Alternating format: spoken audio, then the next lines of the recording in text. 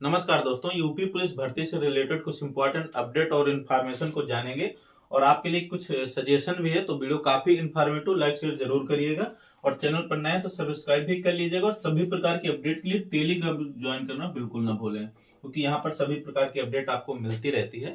देखिए, अगर रनिंग की बात करें तो आपकी रनिंग एकदम कंप्लीट होगी, यानी सभी की हो गई है। तो इसमें अगर आंकड़ों की बात करें कि कितने बच्चे फेल पास हुए हैं, तो लगभग देखिए 95 से 1 लाख, यानी लगभग 1 लाख बच्चे इसमें मेल कैंडिडेट पास हुए हैं और लगभग 20,000 महिलाएं यानी फीमेल कैंडिडेट पास हुई हैं। यानी ये जो आंकड़ा है, मैंने पहले भी आपको बताया था कि लगभग इतना ही रहने वाला है। और आपकी जो भर्ती है देखिए 60,244 है, यानी सीधा सीधा 2 गुना का फर्क पड़ रहा है। तो इसका मतलब है कि आपकी जो कट ऑफ है बहुत नॉर्मल रहने वाली नहीं है। इस चीज को आप सोच लीजिएगा, क्योंकि जितनी भर्ती है उतनी ही बच्चों को बाहर भी करना है, तो कट ऑफ आपकी थोड़ा इंक्रीज हो सकती है। इसमें देखिए मेल और फीमेल दोनों के लिए मैंने अलग अलग पूर्ण एनालिसिस किया हो, तो वहां पर जाकर के आप डिटेल में देखेंगे कि कट ऑफ आपकी किस प्रकार से बढ़ सकती है।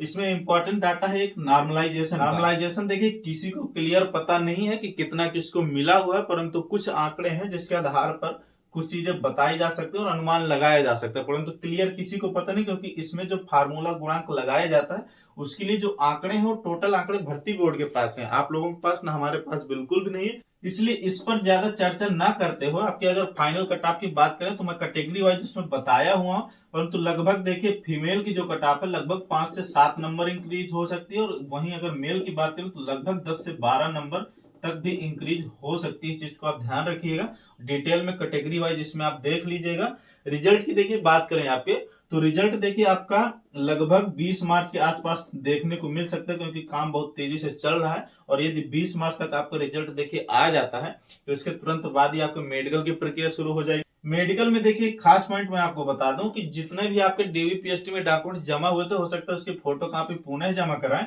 परंतु एक नया डॉक्यूमेंट अवश्य आपका लगेगा, वो है आपका चरित्र, यानी चरित्र प्रमाण पत्र आपका अब जमा होगा मेडिकल के समय पर। यदि उस समय आप नहीं ले जाते तो कोई दिक्कत नहीं, बाद में भी इसके लिए समय दिया जाएगा। देखिए फाइनली मैं आपको एक पॉइंट जरूर सजेशन करूंगा कि किसी भी चरण में ऐसा नहीं है कि आपको पास कोई कागज नहीं है, कोई समस्या, तो आपको डायरेक्टली बाहर कर दिया जाएगा, आपको समय दिया जाएगा। इसलिए आप इस चीज से निश्चिंत रहिए कि आपके पास कोई डॉक्यूमेंट्स नहीं है तो उससे बाहर किया जाएगा, आपके लिए समय दिया जाएगा, आप आराम से उस समय पे बना करके दे सकते हैं। तो चरित्र प्रमाण पत्र आप तभी बनवाइएगा जब आपके मेडिकल डेट आ जाए, आपके पास समय हो, अन्यथा अभी इसकी कोई जरूरत नहीं है।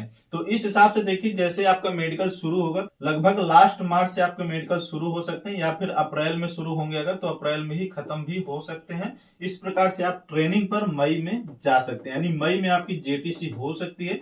और जेटीसी पॉइंट वही होता है जहां पर आपकी पहली नियुक्ति होती, जेटीसी के बाद आरटीसी होती, जो कि अभी तक 6 महीने की थी, अब 9 महीने की होने वाली है।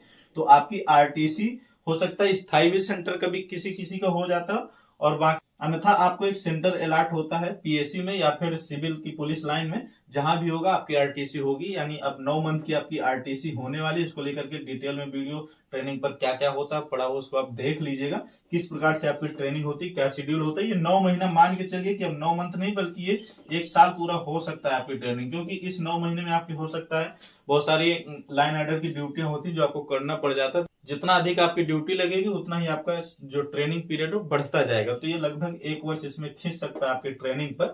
तो इस हिसाब से आप मान कर चलिएगा ट्रेनिंग पर क्या सैलरी मिलती है उसको आप इसमें देख लीजिएगा। और लास्ट में थोड़ा सा देखिए, मैं मेडिकल के लिए आपको सजेशन दे दूं, तो मेडिकल अन्य सभी भर्तियों की अपेक्षा मान के चलिए कि इसमें पुलिस का जो मेडिकल है बहुत नॉर्मल होता है अन्य की अपेक्षा, परंतु जब तक आप इसको क्वालिफाइड नहीं कर लेते तब तक आप अपने लिए इसको टफ ही मान के चलिएगा। और इधर उधर की बातों से प्लस लोगों के बहकावे में आकर के गलत रास्ते में मत फंस जाइएगा। आप मेडिकल आराम से क्वालिफाइड, यदि आपको कोई भी इशू नहीं है, नॉर्मल छोटी मोटी प्रॉब्लम तो चल जाती है, आप आराम से मेडिकल क्वालिफाइड कर ले जाएंगे। और अगर आपको कोई समस्या होती भी है तो आपको री मेडिकल पॉइंट मिलता है, वहां पर आप उसका सुधार करवा सकते हैं, यानी डायरेक्टली आपको बाहर नहीं किया जाता है, आपको री मेडिकल पॉइंट भी मिलता है। इसके खास पॉइंट मेडिकल के देखिए, आपके जैसे नोकनी हो गई, फ्लैट फीट हो गया, आंख हो गए, प्लस कलर ब्लाइंडनेस हो गया, ये कुछ चीजें होती हैं जो इंपॉर्टेंट होती हैं, देखी जाती हैं। ज्यादातर बच्चे इन्हीं में बाहर होते हैं, अन्यथा की स्थिति में सभी पर पास हो जाते हैं। मैंने सारे पॉइंट्स आपको इस वीडियो में बता दिया, फिर भी अगर कोई कंफ्यूजन है, सवाल है, तो आप कमेंट सेक्शन में लिखिएगा और टेलीग्राम ग्रुप से भी पूछ सकते हैं। Thanks for watching.